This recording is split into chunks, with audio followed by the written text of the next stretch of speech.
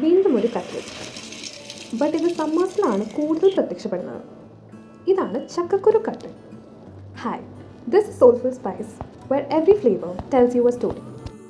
Summers means ചക്കയുടെ season. ബാക്കിയുള്ള കുരു കൊണ്ട് കറിയായി പായസമായി. വാട്ട് നെക്സ്റ്റ് എന്ന് ഓർത്തപ്പോഴാണ് ഈ ഒരു റെസിപ്പി ട്രൈ ചെയ്താലോ എന്ന് ആലോചിച്ചത്. ആദ്യം നമുക്ക് കട്ട്ലറ്റ് ഉണ്ടാക്കാം. കുറച്ച് മഞ്ഞൾപ്പൊടി ഇട്ടിട്ട് നമുക്ക് ചക്കക്കുരുവിനെ ഒന്ന് പ്രഷർ കുക്ക് ചെയ്യാം. മീൻവൈൽ ഉള്ളി, വെളുത്തുള്ളി, ജിഞ്ചർ എല്ലാം അരിഞ്ഞ് സെറ്റാക്കി വയ്ക്കാം. പിന്നെ ഒരു ചീനച്ചട്ടി എടുക്കുക, അതിലേക്ക് സൺഫ്ലവർ ഓയിൽ ഒഴിക്കുക, കുറച്ച് കറി ലീവ്സ്, പിന്നെ ഉള്ളി ഇടുക, സോൾട്ട് ഇടുക, ജിഞ്ചർ ആൻഡ് ഗാർലിക് ചോപ്പ് ചെയ്ത് വെച്ചത് ഇടുക. അതിന് നന്നായിട്ടൊന്ന് സോട്ട് ചെയ്യുക. അതിലേക്ക് മഞ്ഞൾപ്പൊടി, മുളക് പൊടി, പിന്നെ കുറച്ച് ചിക്കൻ മസാല, ഇതെല്ലാം കൂടി ഇട്ടിട്ട് നന്നായിട്ട് സോട്ടാക്കിയിട്ട് മാറ്റി വയ്ക്കുക. അപ്പോഴേക്കും നമ്മുടെ പ്രഷർ കുക്കർ തുറക്കാനുള്ള സമയത്തുണ്ടാവും.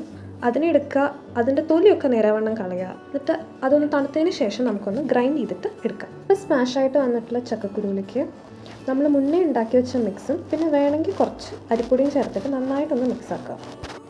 പിന്നെന്താ, അതിനെല്ലാത്തിനെയും ഒരു കട്ട്ലറ്റിൻ്റെ ഷേപ്പ് ആക്കുക. ഞാനൊരു മൈദയും കൊണ്ടുള്ള സ്ലറിയാണ് ഉണ്ടാക്കിയിട്ടുള്ളത്. അതിനകത്തേക്ക് ഇതിനെ ആഡ് ചെയ്യുക, കോട്ട് ചെയ്യുക, പിന്നെ ബ്രെഡ് ക്രംസിലേക്ക് എടുത്ത് മുക്കുക, പൊരിക്കുക.